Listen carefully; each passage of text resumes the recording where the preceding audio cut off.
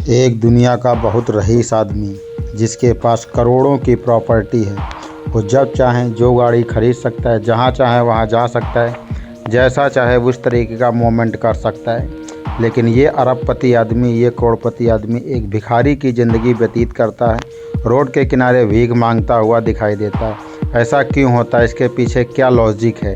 तो पूरी लॉजिक के लिए आप इस वीडियो को पूर्णतः अगर वॉच करेंगे तो आपको लॉजिक का पता चलेगा। यहाँ पर एक अरबपति करोड़पति आदमी जो रोड के किनारे बैठ कर के भीख मांगता हुआ नज़र आए तो लोगों की आंखें खुल जाएंगी और वो एक एक दाने के लिए मोहताज हो। लेकिन यहाँ पर स्टोरी शुरू होती है कॉलेज स्कूल से। एक लड़की होती है जो स्कूल के टाइम में वो लड़का उससे बहुत मोहब्बत करता है और दिल खोल के मोहब्बत करता है। फिर दोनों का कॉलेज टाइम जब समाप्त हो जाता है, दोनों लोग अपनी अपनी जगह पे चले जाते हैं। फिर अचानक से उसके एक लड़की से टक्कर हो जाती, छोटी बच्ची से, और वो छोटी बच्ची से पूछता है, बेटा तुम कहाँ पढ़ते हो, चलो मैं तुम्हें वहाँ ड्रॉप कर दूँ। वो छोटी बच्ची एक स्कूल का पता बताती है और कहती मैं वहाँ पर पढ़ती हूँ। वो अरबपति आदमी उसे उठाता है और अपने गाड़ी में बैठाता है और जहाँ पर छोड़ने जाता है, जो लड़की वहाँ पर पढ़ा रही होती है उसको देखकर उसका ध्यान ही भंग हो जाता है और वो तो वही लड़की होती है जिससे वो बचपन में प्यार करता होता है। फिर वो उससे मोहब्बत भरी बातें करता है और उसे अपने ओर रिझाने की कोशिश करता है। लड़की उसकी बातें मान जाती है और फिर से प्यार मोहब्बत चालू हो जाती है। लेकिन ये शायद ऊपर वाले को मंजूर नहीं होता है। अचानक से एक दिन वो न्यूज़ देख रही होती है और वही लड़का वहाँ पे आता है और वो न्यूज़ में बताया जाता है कि दुनिया का सबसे बड़ा अरबपति करोड़पति आदमी है। वो सन्न रह जाती है। वो कहती इतना बड़ा आदमी आखिर मुझसे प्यार क्यों करेगा, वो तो सिर्फ मेरा उपयोग करना चाहता है। और ऐसा सोच करके वो बहुत परेशान हो जाती है और उस लड़के से दूरियां बनाने की कोशिश करने लगती है। और फिर जब लड़का मुलाकात करता है तो लड़के से यही वो लड़की बताती है कि हम तुमसे प्यार नहीं कर सकते, तुम बहुत बड़े आदमी हो, करोड़पति आदमी हो, इस वजह से मैं तुमसे प्यार नहीं कर सकती। और फिर वो अपने बच्चों को पढ़ाने में मसरूफ़ हो जाती है, बिजी हो जाती है और उसे वो भुला देती है। लेकिन प्रॉब्लम यहाँ पर ख़त्म नहीं होती है। वो तो अपनी ज़िंदगी में फिर से व्यस्त हो जाती है, लेकिन इनकी ज़िंदगी में उथल पुथल हो जाता है। पैसे तो बहुत सारे तिजोरी में भरे होते हैं, लेकिन इनका दिल एकदम से खाली होता है।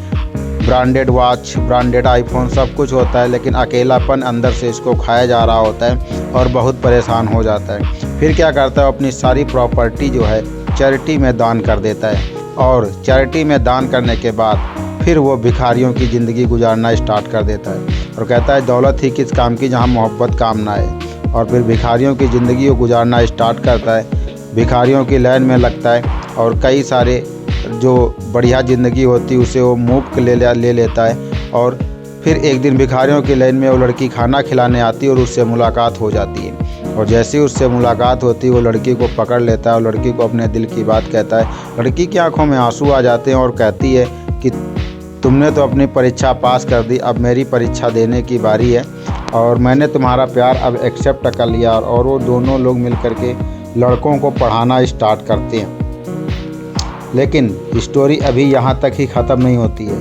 लड़का दिमाग का बहुत बड़ा धनी होता है और उसके पास दिमाग इतना होता है कि वो कुछ भी कर सकता है। फिर दोनों लोगों की स्टोरी शुरू होती है, शादी शुरू हो जाती है और वहीं पर एक स्कूल नया स्टार्ट होता है और ज़िंदगी का नया अध्याय स्टार्ट होता है। वो दोनों गरीब मिलकर के एक फिर से नई नींव रखते हैं और नई नींव रखने के बाद एक वहीं पर गरीबों के लिए स्कूल स्टार्ट करते हैं।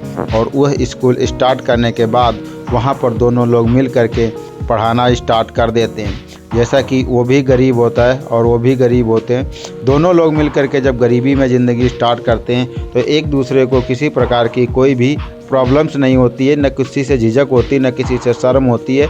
और वहाँ पर जो बच्चे पढ़ रहे होते हैं वो भी गरीब बच्चे पढ़ रहे होते हैं और इसी तरीके से दोनों की हंसते खेलते हुए ज़िंदगी कटने लगती है और एक बड़ा सा स्कूल का निर्माण हो जाता है वहाँ पर और करोड़ों का फिर से प्रॉपर्टी उसकी बन जाती है। लेकिन अब यहाँ पर करोड़ों की प्रॉपर्टी जो बनती है वो दोनों लोगों के माध्यम से बनती है। इस वजह से किसी को भी कोई भी वहाँ पर प्रॉब्लम नहीं आती है ना।